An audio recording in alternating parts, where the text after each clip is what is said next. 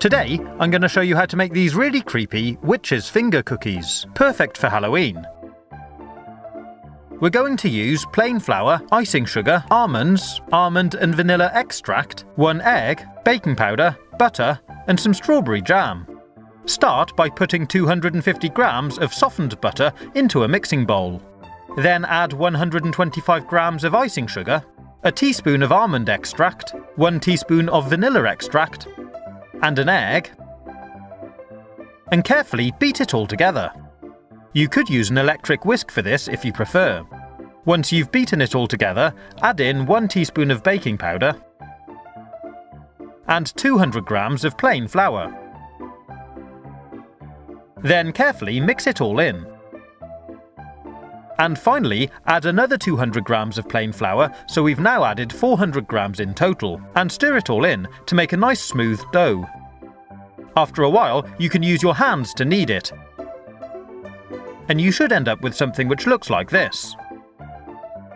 Once it's done, we need to put it in the fridge to chill for about 30 minutes. After that, we need to grease a baking tray with some butter and take the dough out of the fridge. To make the cookies, we need to take a small amount of dough and roll it out into a finger shape. Then use your thumb to make a couple of impressions like this to form some knuckles. Next, use a knife to give your knuckles some lines. Then take an almond and mould it into the end of the finger to form a nail.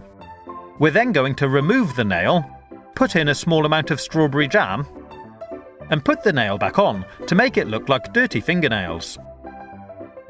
Then carefully put your finger onto the baking tray. So, roll out the dough, make a couple of indents, mould in a fingernail, and add some knuckle lines. Put in a small amount of strawberry jam, and replace the nail. Then transfer it onto the baking tray.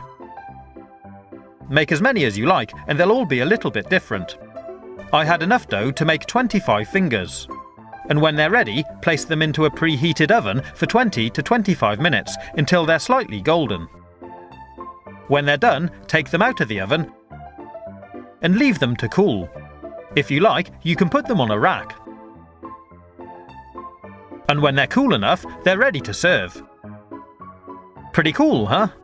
They look fantastic, and they're great for Halloween parties. If you like, you could add a little green food colouring to the dough, or even stick on